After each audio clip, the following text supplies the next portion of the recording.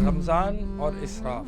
اسراف کسے کہتے ہیں؟ اسراف کہتے ہیں وہ جگہیں کہ جہاں پر اصولاً تو خرچ کرنا جائز تھا، لیکن ہم نے حد سے تجاوز کر دیا. یعنی کھانا میں جائز حلال کھا رہا ہوں، کھانا حلال کھانا جائز ہے میرے لیے، اپنی ضرورت کو پورا کرنا، لیکن اگر میں نے کھانا ضائع کرنا شروع کر دیا، اتنا کھانا میں نے اپنے پاس لے لیا جتنا مجھے ضرورت نہیں تھی، لوگوں کی دعوت کرنے میں افطار کی اتنا کھانا ارینج کر دیا جتنی ضرورت نہیں تھی، طرح طرح کے کھانے ارینج کر دیے جس کی شاید ضرورت نہ ہو. تو روزہ رمضان اور اسراف یہ ہم دیکھتے ہیں کہ اس رمضان کے مہینے میں جہاں پہ الحمدللہ صدقات، خیرات، لوگوں کی خیر خواہی، لوگوں کو افطار کرانا، اس کا جوش اور جذبہ لوگوں میں عموماً موجود ہوتا ہے، وہیں ایک خرابی بھی بکثرت پائی جاتی ہے، اور وہ ہے اسراف. یعنی ہم کھانوں کو ضائع کرنے لگتے ہیں، چاہے وہ دعوت ہو چاہے وہ خود ہو، اور بہت زیادہ کھانا بھی یہ اپنے نفس پر اسراف ہے. اسراف اصل میں کہتے ہیں زیادتی کو، جیسے کہ قرآن میں آتا ہے قُلْ يَا عِبَادِيَ الَّذِينَ أَسْرَفُوا عَلَىٰ أَنفُسِهِمْ لَا تَقْنَطُوا مِن رَحْمَتِ اللَّهِ، کہ کہہ دیجئے کل یا عبادی، میرے بندے جنہوں نے اسرفوا علی انفسہم، جنہوں نے اپنے آپ پر زیادتی کر لی ہے، یعنی گناہ کر کے اللہ کی نافرمانی کر کے اپنے آپ پر ظلم اور زیادتی کر لی.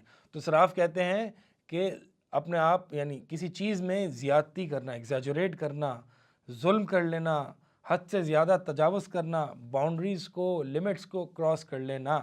اب وہ لمٹس اور باؤنڈریز کیا ہیں؟ وہ شریعت نے رکھی ہیں. ہر چیز میں ایک لمٹ اور باؤنڈریز ہے. مثال کے طور پر میں نے افطار کرنا ہے، میں نے کھانا کھانا ہے، اس کی ایک لمٹ اور باؤنڈری ہے جو کہ شریعت نے رکھی ہے. اگر میں اس سے حد سے تجاوز کروں گا تو یہ اسراف میں آئے گا کہ میں نے حد سے زیادہ کھانا کھانا شروع کر دیا. اور جب میں اسراف کروں گا تو کیا روزے کے مقاصد جو کہ تقویٰ ہے، خوف الہی ہے، عبادت زیادہ سے زیادہ انجام دینا ہے، قیام اللیل کرنا ہے، قرآن پاک کی تلاوت کرنی ہے، تو یہ سب ان چیزوں کے لیے ہمت ہوگی؟ کیا اگر میں زیادہ کھاؤں گا تو کیا میری دیگر عبادات پر اثر انداز ہوں گی یا نہیں ہوں گی؟ یقیناً ہوں گی. آپ سب جانتے ہیں کہ زیادہ کھانا کھانے سے سستی، کاہلی پیدا ہو جاتی ہے، اور پھر عبادت میں دل نہیں لگتا، عبادت میں کھڑے ہونے میں سستی محسوس ہوتی ہے، قیام اللیل میں نیند آری ہوتی ہے. اور اسی طرح جو ہے وہ جب انسان زیادہ کھاتا ہے، زیادہ سوتا ہے، اور زیادہ اس کا جو ہے وہ اس کی شہوت بھی بھڑکتی ہے، تو یہ وہ چیزیں ہیں کہ جس سے اللہ کی عبادت میں کمی آتی ہے، اور سستی اور بوریت اور کاہلی جو ہے وہ آ جاتی ہے. تو اب ہم دیکھتے ہیں کہ افطار میں یعنی کھانا کھانے میں، زیادہ کھانا کھانے میں، یہ شریعت میں زیادہ کھانا کھانا، خصوصاً ہم دیکھتے ہیں کہ افطار پہ طرح طرح کے کھانے رکھے ہوئے ہوتے ہیں. اول تو نبی علیہ الصلوۃ والسلام کی جو افطار ہوا کرتی تھی وہ کھجور سے، یعنی حدیث میں آتا ہے کہ رطب یعنی گیلی کھجوریں، ان سے نبی علیہ الصلوۃ والسلام افطار کیا کرتے تھے. وہ موجود نہیں ہوتی، سوکھی کھجوروں سے کرتے ہیں، وہ بھی موجود نہیں ہوتی، چند گھونٹ اللہ کے نبی علیہ الصلوۃ والسلام پانی کے پی کے افطار کیا کرتے تھے. اور ابن القیم رحمہ اللہ فرماتے ہیں کہ افطار میں صرف کھجور اور پانی پر اکتفا کرنا، اس کی بہت برکات ہے. نبی علیہ الصلوۃ والسلام کی سنت بھی یہی ہے، یعنی کھجوروں کے ساتھ اور کچھ کھانا نہ کھایا جائے. ہم عموماً افطار میں کھجوروں سے ابتدا کرتے ہیں، اور پھر اپنی افطار کی جو اس کا جو مین کورس ہوتا ہے پھر ہم اس کو تناول کرتے ہیں. تو ویسے بھی ہیلتھ وائز بھی اگر دیکھیں تو کھانا ایک دم کھانا جو ہے وہ نہیں کھانا چاہیے، بلکہ تدریجاً سٹیپس میں کھانا چاہیے. تو یہ عمل زیادہ بہتر رہے گا کہ افطار کے وقت صرف کھجور اور پانی سے. اب میں یہ نہیں کہہ رہا کہ ایک کھجور کھائیں، تو زیادہ کھجوریں کھا لیں، طاق عدد میں کھائیں کھجوریں، زیادہ کھجوریں کھائیں اور پانی پئیں، نماز مغرب ادا کریں، اور پھر اس کے بعد آ کے جو اپنے کھانا کھائیں. کیونکہ افطار کے وقت صرف کھجوروں پر اکتفا کرنا، ابن القیم رحمہ اللہ نے اس میں کئی فوائد ذکر کیے ہیں. اور کھجور ویسی برکات ہیں، اور اس میں تقویت اور مضبوط. تو اس میں جو ہے نا آگے جو ہم نے عبادات انجام دینی ہے، دعائیں کرنی ہیں، اللہ سے مناجات کرنی ہے، تراویح پڑھنی ہے، اس میں انشاءاللہ بہت برکات محسوس ہوتی ہیں اگر روزہ افطار جو ہے وہ اسی طریقے سے کیا جائے.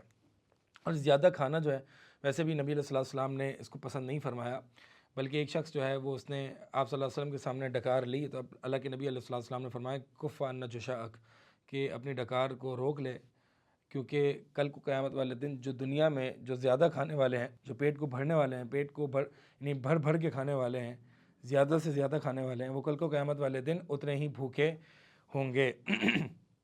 اور اسی طرح جو ہے وہ ایک اور حدیث میں آتا ہے، نبی علیہ السلام فرماتے ہیں کہ ابن آدم جو ہے، یعنی ایک جو آدمی ہے، ایک شخص ہے، ابن آدم، سب سے بدترین برتن جو وہ فل کرتا ہے اور بھرتا ہے وہ اس کا پیٹ ہے۔ یعنی اس کا مطلب یہ ہے کہ پیٹ وہ بدترین برتن ہے کہ جس کو انسان فل کرتا ہے۔ یہ نہ سمجھے کہ وہ جو پیٹ بھر رہا ہے اور پیٹ بھر بھر کے کھا رہا ہے یہ کوئی اس کے لیے بینیفیشل ہے، یہ اس کے لیے یعنی روحانی طور پر بھی، اسپریچولی بھی اس کے لیے یہ فائدہ مند نہیں ہے، اور اسی طرح جسمانی طور پر بھی، جیسے کہ جسمانی طور پر بھی بینیفیشل نہیں، جیسے کہ قرآن میں آتا ہے کلو وشربو ولا تسرفو، کہ کھاؤ اور پیو لیکن اسراف نہ کرو، اسراف نہ کرو، انہ لا یحب المسرفین، اللہ تعالیٰ اسراف کرنے والوں کو پسند نہیں کرتا۔ اہل علم فرماتے ہیں کہ اللہ تعالیٰ نے پوری میڈیکل سائنس اس آدھی آیت میں جمع کر دی، کلو وشربو ولا تسرفو، کہ کھاؤ پیو لیکن اسراف نہ کرو، زیادتی نہ کرو، بہت زیادہ نہ کھاؤ۔